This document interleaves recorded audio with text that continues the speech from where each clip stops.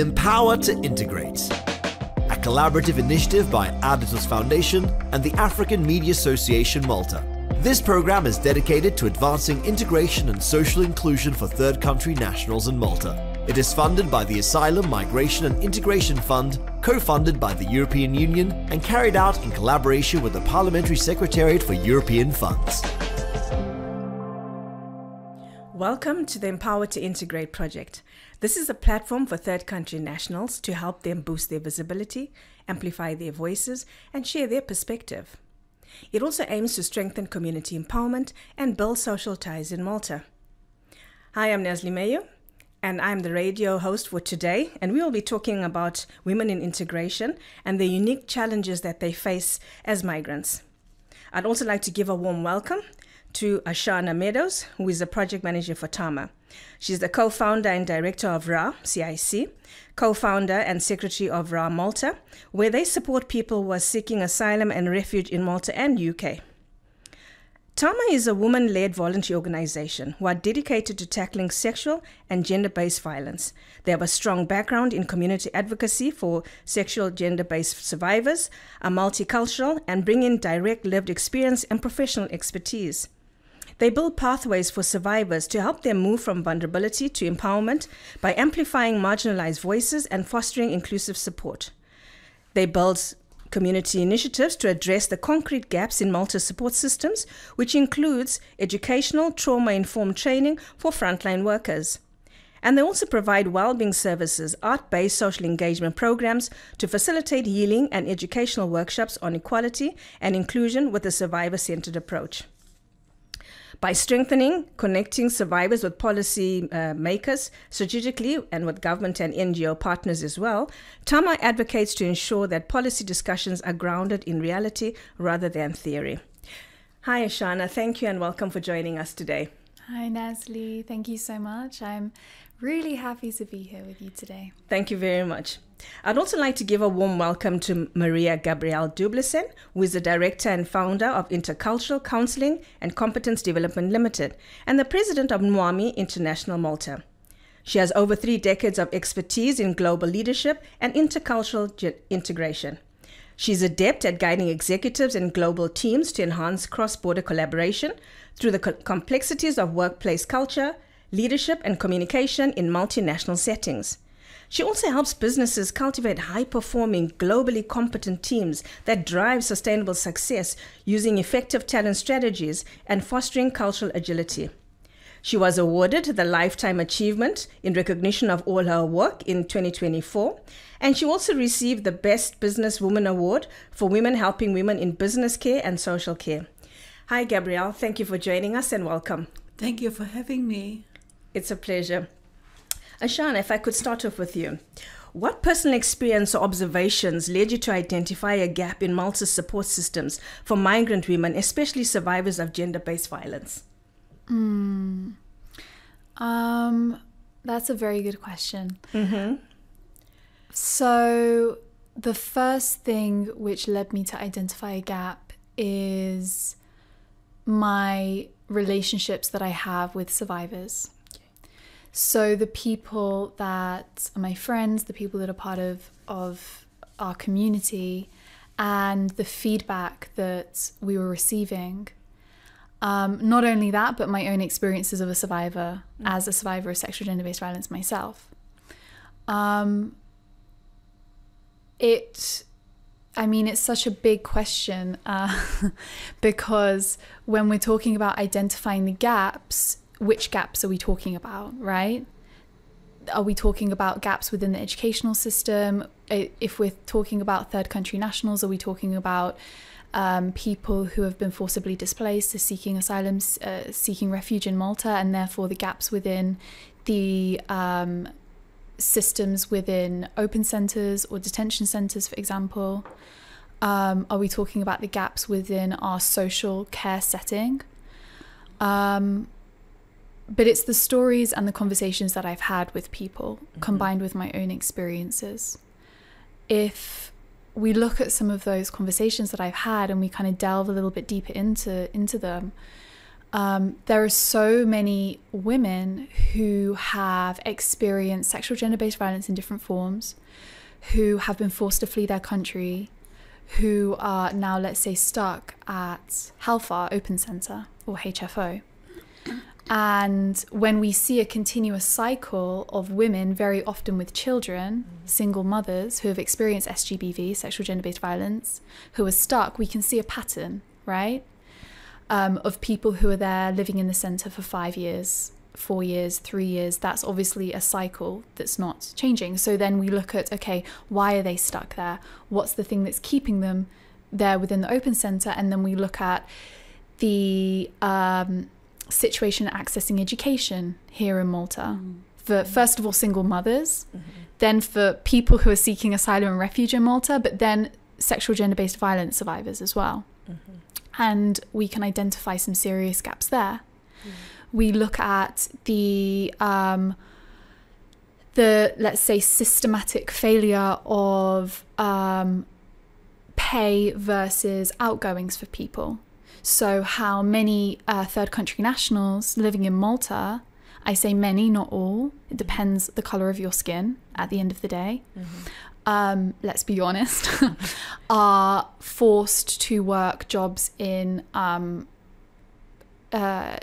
cleaning, waitressing, when they are incredibly able and have qualifications to work in much higher paid roles, but they are stuck within those roles due to ingrained racism and xenophobia within the structures that we have here.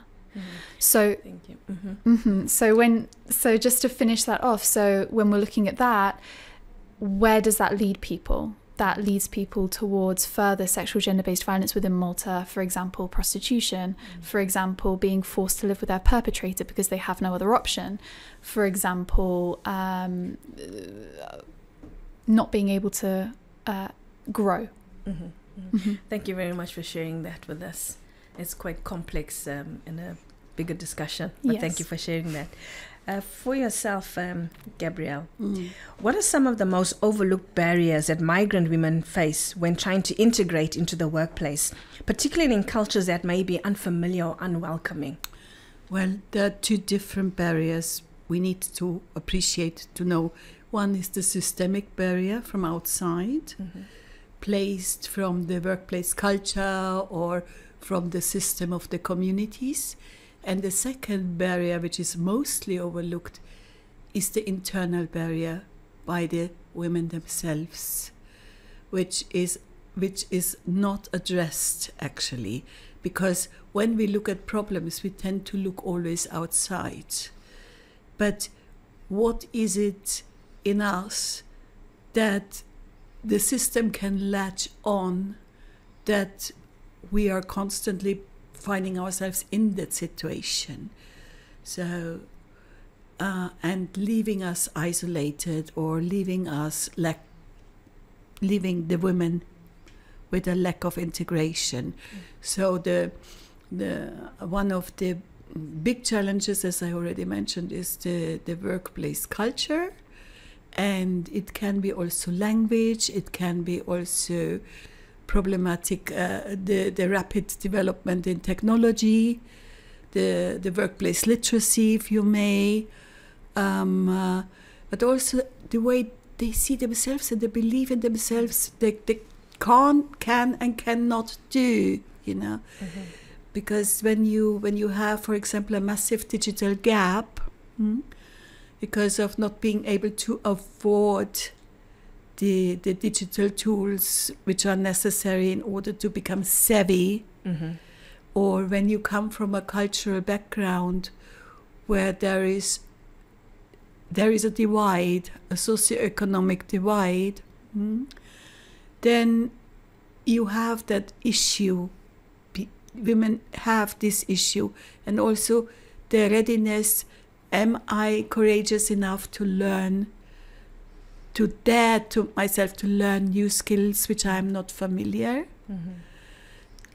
Thank you. That's also quite deep and complex as well in your line of work and your expertise. It is not a straightforward answer, because we have to look at problems like this in a systemic way.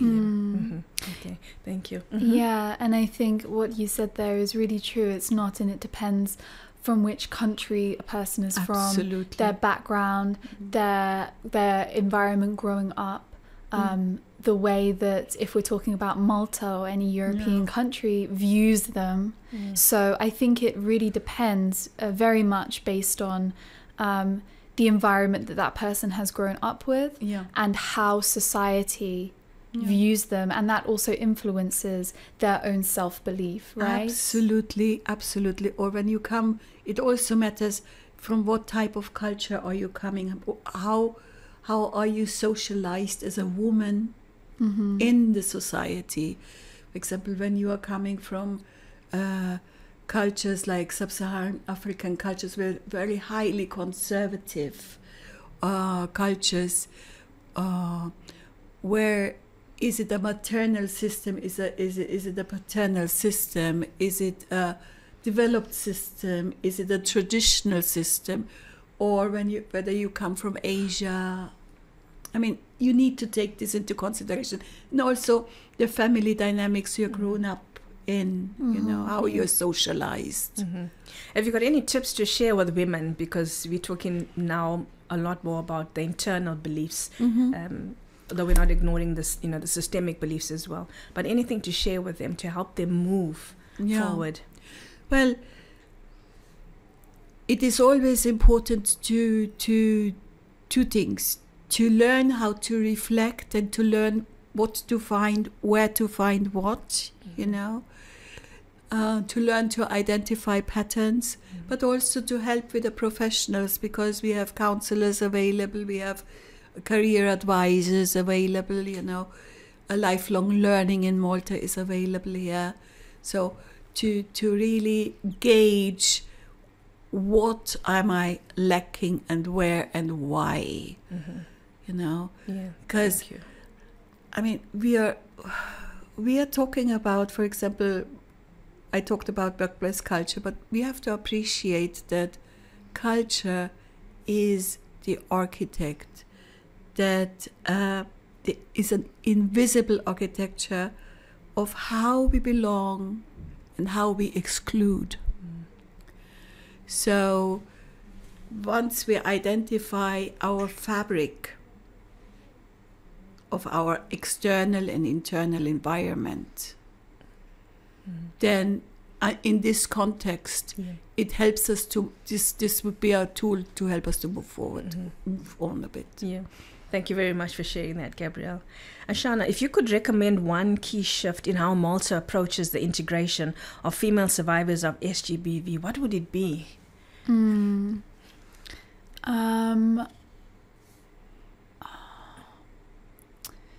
It's hard to pick just one, but I have to pick just one because that was the question. You can give one or two. I would say, if I was going to say a key shift, it would be to involve survivors within policy making and within decision making. Because if you have not lived the experience yourself, as much as you've studied it, you are not an expert on it. And that goes for everything, not just sexual gender-based violence. That's my fundamental belief. So I would definitely say involving survivors on a policy-making level. And when I say involving survivors, not voluntary, paid. And giving them salaries which they can live off, not part-time salaries which are a fraction of the director's salary. Secondly, I would say having trauma-informed, culturally sensitive training for all frontline workers, from reception centres to open centres within Malta. Now we're talking asylum and refugee centres, from police to healthcare workers to education departments, to front-facing main roles such as Jobs Plus. People need to have trauma-informed, cultural sensitive training for survivors to be able to feel safe and to be able to integrate within society. Because there is a period which can range for every person where people are integrating. If you're a survivor, you're integrating your trauma, and it's a lifelong process. And for many survivors, it can seem daunting or impossible to face society whilst you're going through, especially the initial integration process of your trauma. So if you're in a trauma-informed society, it makes it a lot easier. Yeah, thank you for sharing that. Gabrielle, do you want to add anything on that? Yes, actually, what you just raised is a very important point, because we glance over the importance of trauma-informed. And we often grade, for example, what applies or what makes trauma-informed education eligible, let me say so. It is not only women who suffered sexual-based violence or gender-based violence, but also forceful displacement or traumatic life circumstances. I mean, I find it is very, very important to sensitize society about the trauma narrative. And this should take place in education as well, you know, because the way we are able to process information and to manifest or to integrate ourselves in the workplace, into life, is very much related to how we manage challenging life situations or how we are stuck in lived experiences. This is one point. And another point I want to add, I really agree that people or women should be included or asked in stakeholder meetings, roundtable sessions when it comes to policy making, who went through lived experiences, because otherwise we are talking about something.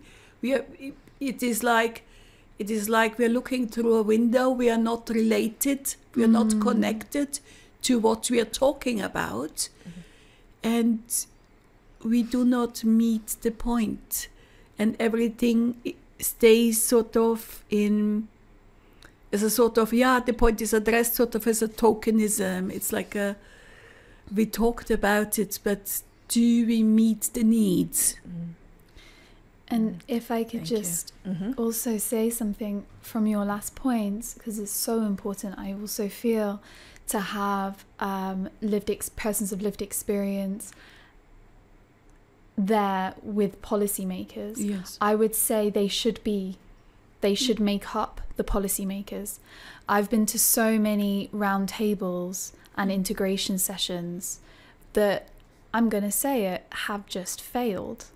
Because people are expected to volunteer their time, people who can't afford to volunteer their time, who want to but can't necessarily afford to because of the situations that we've just discussed a moment ago. And I think that's where the really big shift needs to happen, is where organizations don't just call upon lived experience, people with lived experience to attend a meeting every now and again, but they integrate them within their organizations as decision makers. And they are given the same support and opportunities and access as all of those other decision makers do. Thank you. And what role can TAMA play when it comes to meeting with decision makers and bringing in people with lived experiences so we can make a difference for women? I don't think it's just TAMA. I think it's every NGO. I will speak for TAMA, but I think what I'm going to say applies for all NGOs. Platforming people with lived experience, not speaking for them, but providing a platform for them to tell their story, to call upon policymakers themselves. Very often people don't need someone holding their hand or speaking for them. They just need the platform to be able to stand up and speak for themselves. And as NGOs, we are in a beautiful position where we have access to the community and we have access to policymakers, government and ministers. And I fundamentally believe that we should be using our platform to platform people with lived experience. Last week, the week before, on the 24th of the 23rd and the 24th of May, we had an event called Connecting the Dots, TAMA, which you came, Nazlee. Amazing event, thank you. Thank you for coming. And on the 23rd, we opened the floor to various members of our community who are survivors in sexual gender-based violence. And they spoke directly to policymakers, and they spoke more eloquently, strongly than I think many people could have who haven't gone through those experiences. And it hit home for people. People understood, and they came back and conversations started. And even now we're having conversations with certain people about what we can do to move forward from those conversations that we had. Even the interviews that we did leading up to the event, we did various interviews with Love in Malta, and they platformed members of our community amazingly. And the feedback from people was, thank you for giving us a platform, because that's what they wanted. So yeah, that's what I would say. Thank you very much. It's very powerful and emotive, in terms of what you're talking about. And Gabby, just before we round up shortly, is there anything else you'd like to add to that? Just in I want to add what Ishana said. As a matter of fact, now putting my hat as president of NWAMI International Malta, NWAMI stands for Networking for World Awareness of Multicultural Integration. And we are an NGO working with other NGOs together, addressing similar topics as well. And this is what I wanted to say. It is very, very important that we all collaborate, because together you can really move or help policies shape. Now, and another thing with regards to trauma-informed means also not only addressing the trauma, the problem, but to move from problem-focused to solution-focused. That means to say, what has this taught me, and how can I add value to the community? How can I add value to the society I'm in through my lived experience? That is so important, because otherwise women tend to remain stuck in the victim role. I am a victim and I speak from my victim role rather than the survivor role, or the role like the wisdom gained from my experience, which is amazing, because that already requires leadership quality. Thank you. If I would also say, just to add on, as a survivor of sexual gender-based violence myself, that it can take a long time to get to that place and that stage. And I think what any survivor can remember is that you are not your trauma. Those things are not your life. They are experiences that happened to you, but they do not define you. And it may take a long time to come to that realization and to fully believe that, and that's fine. Yeah. Take the time that you need. But yeah, trauma does not define who we are. Yeah. Thank you. It's been really interesting, listening to you talking and sharing your stories. Very, very personal to you as well, and just helping other women out there who may be feeling stuck to help them move to a place of, success in their own way, and that they can move on and live a good life. So I'd just like to thank you, Gabrielle and Ishana, for coming along today and joining us and sharing that with us. And thank you once again. Welcome, Nazlee. It was a pleasure. It was a pleasure also to sit with you and meet you. Thank you. Thank you. You're welcome. Thank you very much, and goodbye. Empower to Integrate, a collaborative initiative by Adidas Foundation and the African Media Association Malta. This program is dedicated to advancing integration and social inclusion for third country nationals in Malta. It is funded by the Asylum, Migration and Integration Fund, co-funded by the European Union and carried out in collaboration with the Parliamentary Secretariat for European Funds.